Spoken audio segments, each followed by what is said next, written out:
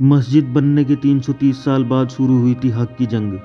134 साल चली कानूनी लड़ाई की ये है पूरी कहानी। नमस्कार दोस्तों, स्वागत है आपका एवरी इंस्पायर्ड चैनल में।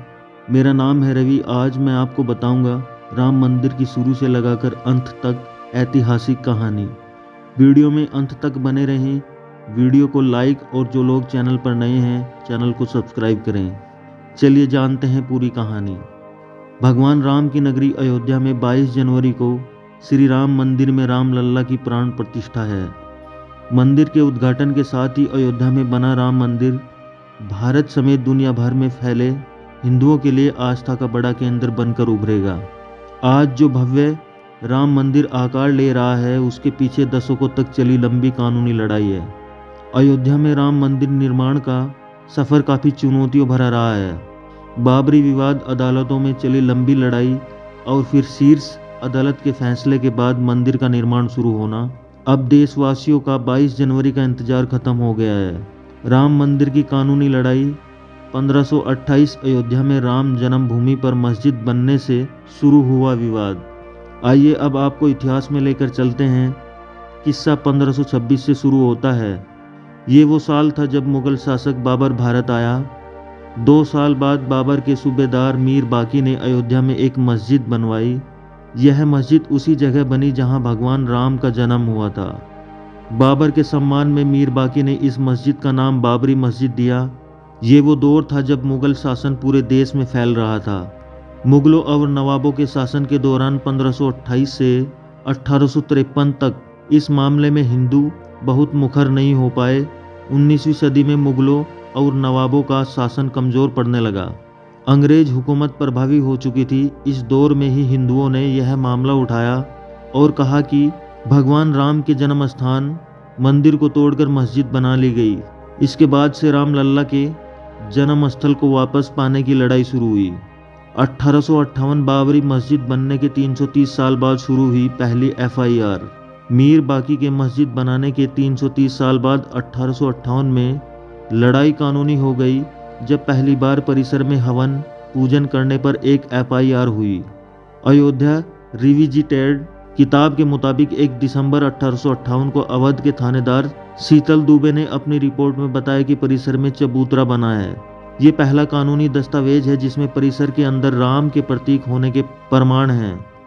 इसके बाद तारों की एक बाड़ खड़ी कर विवादित भूमि के आंतरिक और बाहरी परिसर में मुस्लिमों और हिंदुओं को अलग अलग पूजा और नमाज की इजाज़त दी गई।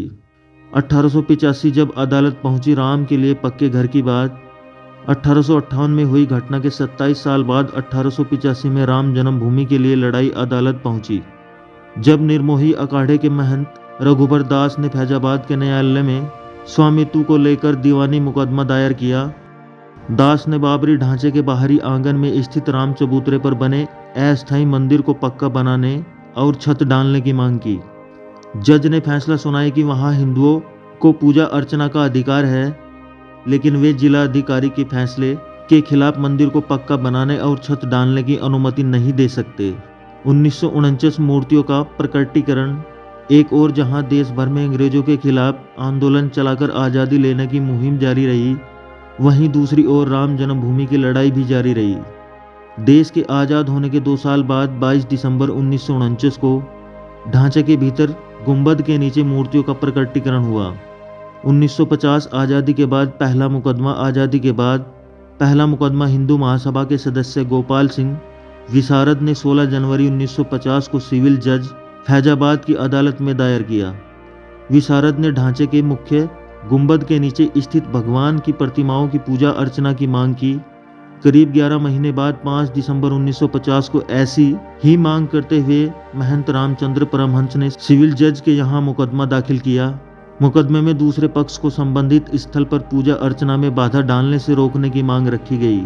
3 मार्च 1951 को गोपाल सिंह विशारद मामले में न्यायालय ने मुस्लिम पक्ष को पूजा अर्चना में बाधा न डालने की हिदायत दी।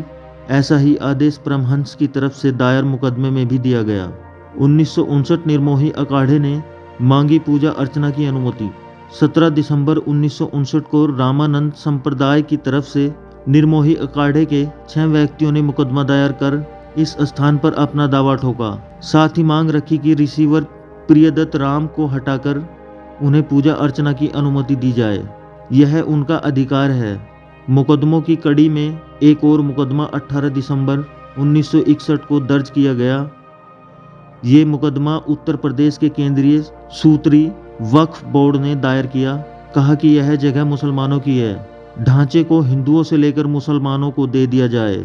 ये मामले न्यायालय में चलते रहे।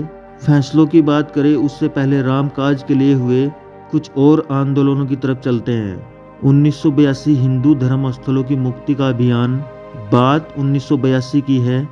ये वो साल था जब विश्व हिंदू परिषद ने राम, कृष्ण और शिव के स्थलों पर मस्जिदों के निर्माण को साजिश करार दिया और इनकी मुक्ति के लिए अभियान चलाने का ऐलान किया।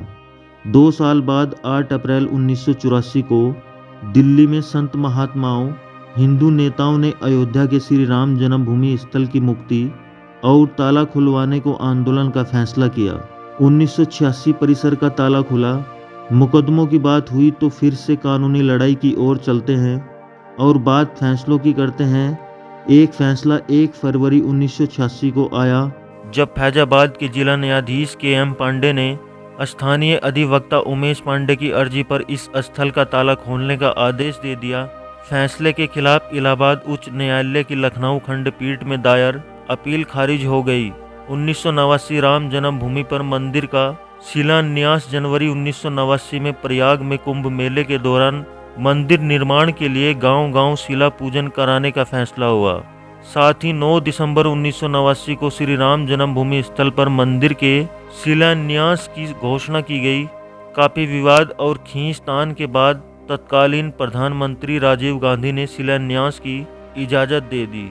बिहार निवासी कामेश्वर चौपाल से शिलान्यास कराया गया।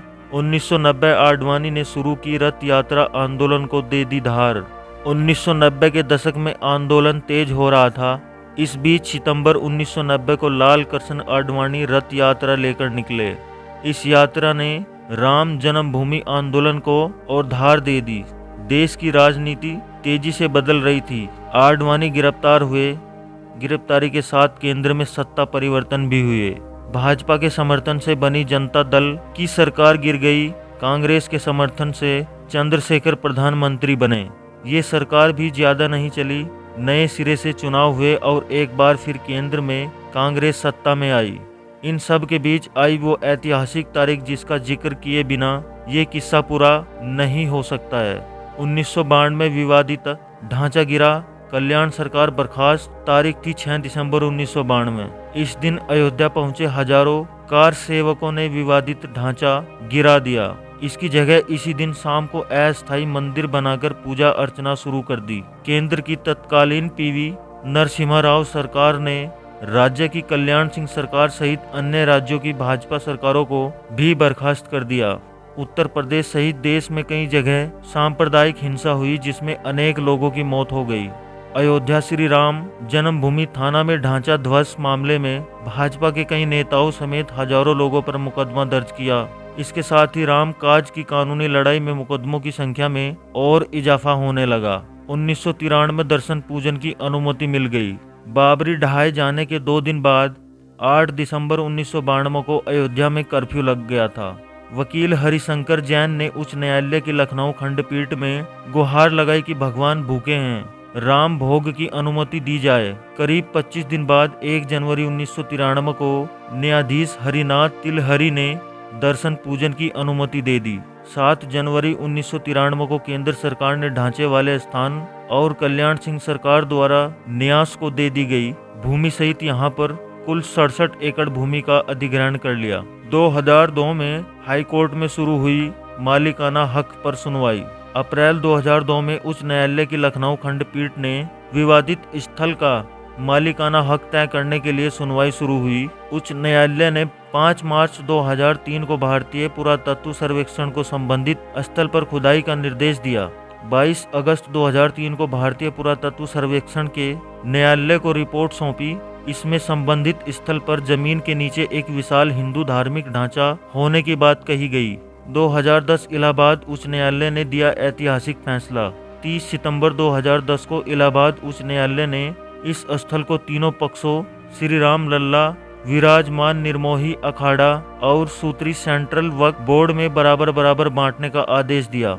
न्यायाधीशों ने बीच वाले गुंबद के नीचे जहां मूर्तियां थी उसे जन्म स्थान माना। इसके बाद मामला सर्वोच्च न्यायालय पहुंचा।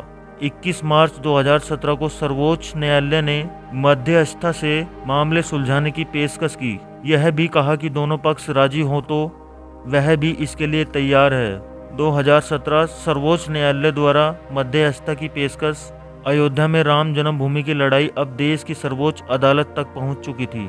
21 मार्च 2017 को सर्वोच्च न्यायालय ने मध्यस्थता से मामले सुलझाने की पेशकश की। यह भी कहा कि दोनों पक्ष राजी हो तो वह भी इसके लिए तैयार है। 2019 सुप्रीम फैसला और मंदिर निर्माण का रास्ता साफ। 6 अगस्त 2019 को सर्वोच्च न्यायालय ने प्रतिदिन सुनवाई शुरू की। 16 अक्टूबर 2019 को सर्वोच्च न्यायालय में सुनवाई पूरी हुई और कोर्ट ने फैसला सुरक्षित रख लिया। इससे पहले 40 दिन तक लगातार सुप्रीम कोर्ट में सुनवाई हुई। 9 नवंबर 2019 को 134 साल से चली आ रही लड़ाई में अब वक्त था अंतिम फैसले का। 9 नवंबर 2019 को सर्वोच्च न्यायालय ने संबंधित स्थल को श्री राम जन्मभूमि माना और 2.77 एकड़ भूमि रामलला के स्वामित्व की मानी। वहीं निर्मोही अखाड़ा और सुन्नी वक्फ बोर्ड के दावों को खारिज कर दिया गया। इसके साथ ही कोर्ट ने निर्देश दिया कि मंदिर निर्माण के लिए केंद्र सरकार 3 महीने में ट्रस्ट बनाए और ट्रस्ट निर्मोही अखाड़े के एक प्रतिनिधि को शामिल करे। इसके अलावा यह भी आदेश दिया कि उत्तर प्रदेश की सरकार मुस्लिम पक्ष को वैकल्पिक रूप से मस्जिद बनाने के लिए 5 एकड़ भूमि किसी उपयुक्त स्थान पर उपलब्ध कराए।